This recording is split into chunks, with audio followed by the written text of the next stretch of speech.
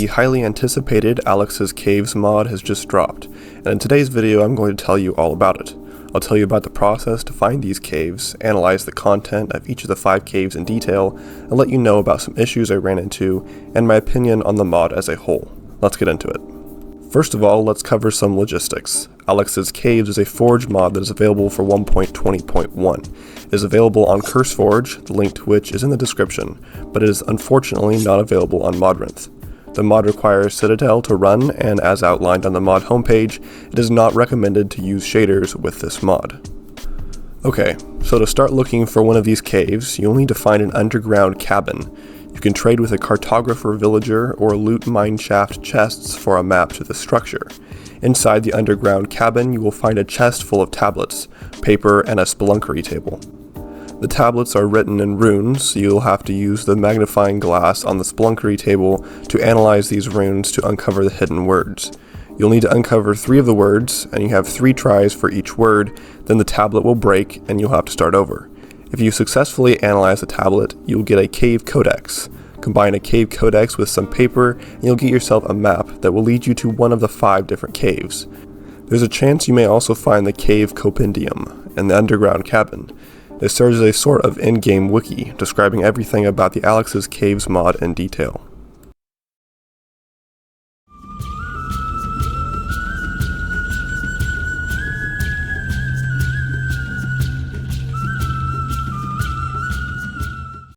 The Primordial Caves is one of the biggest cave biomes that this mod adds. The biome itself is similar to many overworld biomes, full of many types of prehistoric flora. Massive trees, strange ferns, Venus flytrap plants, moss, and muddy pools of water are everywhere. The cave walls are made out of limestone and sandstone. The former of these can be smelted to form smooth limestone. Charcoal can be applied to this block to create cave paintings, similar to the ones found in crude structures around the cave system. Limestone can also be used to make spears. They are low range and deal little damage, but can be stacked. On the ceiling of the cave you can find clusters of Abyssal, the block that lights up the caves. The biggest attractor of this biome, though, is the inhabitants. You can find 5 different types of dinosaurs, each with its own unique abilities and characteristics. The first dino is the Subpteranodon, a big winged beast that flies around the lofty heights of the cave system. They are neutral but can be tamed with trilocherous tails.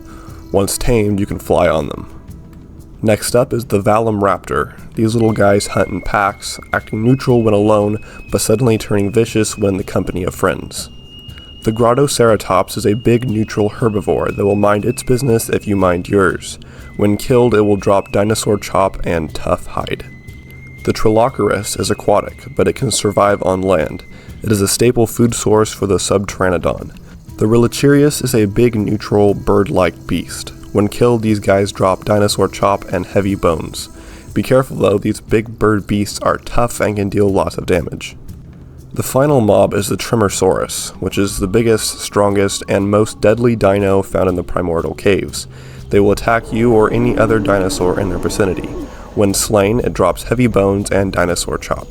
It can also be tamed, but it is more challenging than the other dinosaurs. Heavy bones and tough hide can be used to make a set of armor shown here.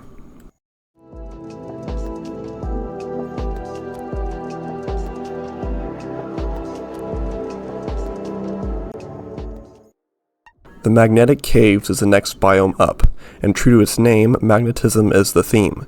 Neodymium crystals are very common. The Scarlet variant attracts anything made of iron, and Azure repels. This can allow for some funky effects if you're wearing iron armor around it. Scarlet neodymium can also be made into ingots, then crafted with arrows to make seeking arrows. These arrows will hit any mob, even if you don't aim directly at it. Azure neodymium ingots, on the other hand, can be used to make levitation rails, which allows faster minecart transportation.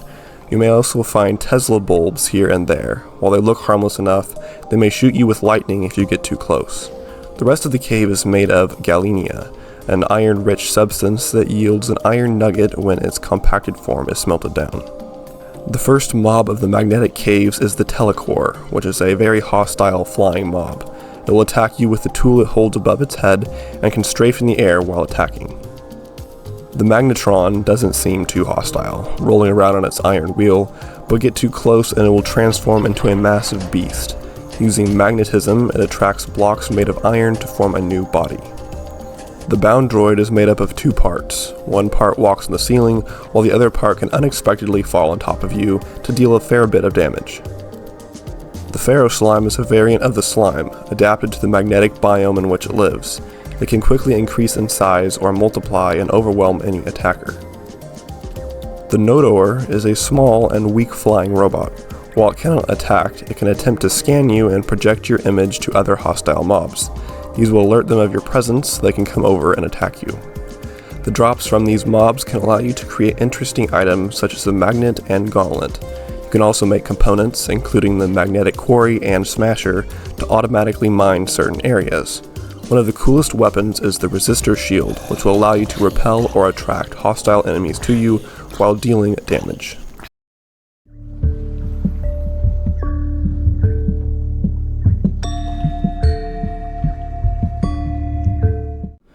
Next up is the Toxic Caves, a wasteland biome full of toxic acid, mutated hostile mobs, and ruined structures.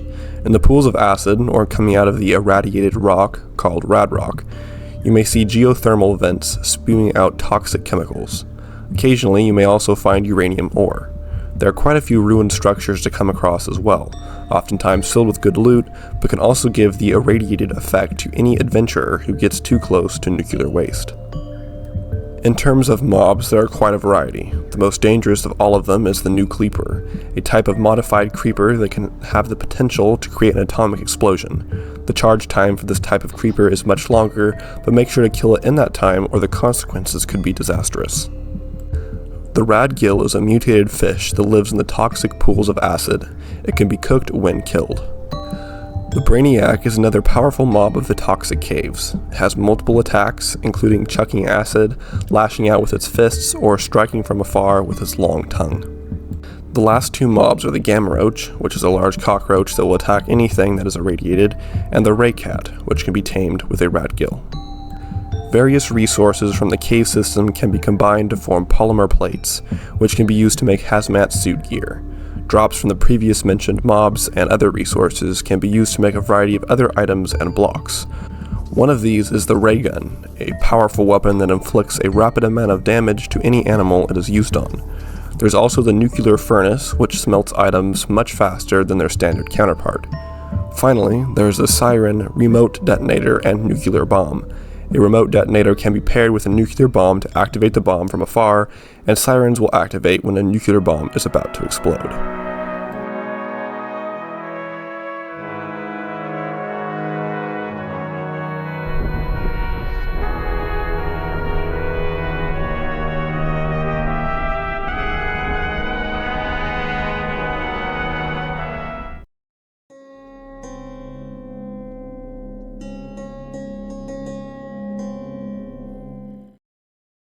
The next cave up is the Forlorn Hallows, a spooky and dark biome full of many menacing creatures and strange dark powers.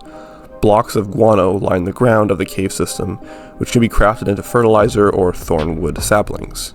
Glue moths are the only passive creature in this biome, but since they are the primary food source for many mobs, they can attract unwanted attention easily. They are also attracted to light.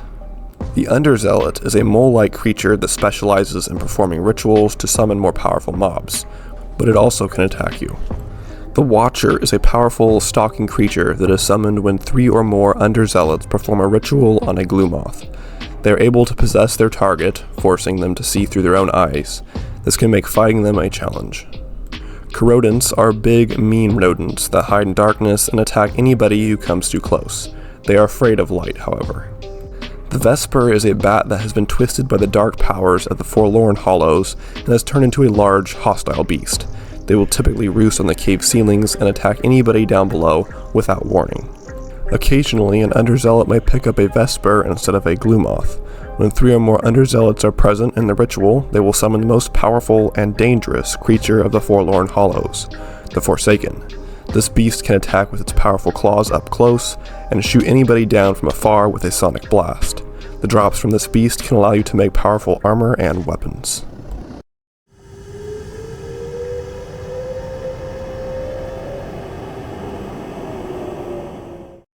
The Abyssal Chasm is the final cave biome, and this one generates at the bottom of the ocean in deep trenches. There's all sorts of sea life in this dark biome, sea anemones, sponges, and mussels to name a few. The ground and walls are covered in a dark substance called muck. Occasionally you may also find ancient ruins. The first few mobs are passive and can make a nice meal or drop some useful items. These include the sea pig, gossamer worm, lanternfish, and tripod fish. There's also a species of intelligent sea creatures called deep ones that live in this biome. There are 3 types: the normal deep one, the deep one knight, which can be quite dangerous if you get on its bad side, and the mage, which can use its powers to control the water. Deep ones are shy to players, but can become good allies if you are friendly and trade with them. The Mind Guardian is an ancient defense mechanism that will target any player that gets too close to it. Once it has determined its target with its glowing red eye, it will float to it and explode. If you kill it before it explodes, it can drop a depth charge, which will detonate when thrown. The final mob is a Hole Breaker, a massive, scary-looking beast that lurks in the shadows. It can ram into its prey with its head, or by anything that comes nearby. If you are able to kill one, it may drop the remains of what it last ate, including pieces to a submarine. The submarine is a useful vehicle for traversing the depths of the ocean, and can sustain quite a few blows before breaking. If you ever come near a Hole Breaker in a submarine, make sure to turn off the lights, then you may be spared. Now, with all the biomes out of the way, I want to bring up a few issues I ran into. In the magnetic caves, I noticed a very significant FPS drop in some areas. I'm not sure what it is, but just looking in the direction of a magnetic cave led to a loss of hundreds of FPS in a matter of seconds, in my case. Also, going to the site of a nuclear explosion in the toxic caves, somehow that led to my game crashing. I'm not sure what that was about. These are the only 2 serious issues I ran into, and I'm sure if they're affecting other people too, they will be fixed soon. And keep in mind, this is a huge mod that has just been released, so there may be other issues as well. My opinion on the mod as a whole is very positive. Just as Alex's Mobs is one of my go-to mods in about every situation, I'm sure Alex's Caves will be too. It's a very high quality mod. My only 2 minor complaints are the following. First, some of the caves can be really small, especially the Abyssal Chasm. I like the fact that they are really rare to find, but when you travel thousands of blocks just to find this, it is pretty disappointing.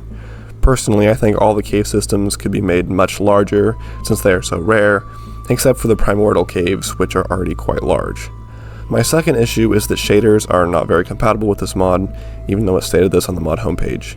Even with a very reliable shader like Complementary, the results in Alex's Caves are often mixed. In some situations, settings can be tweaked, such as increasing cave brightness and turning off cave fog, but this doesn't always work.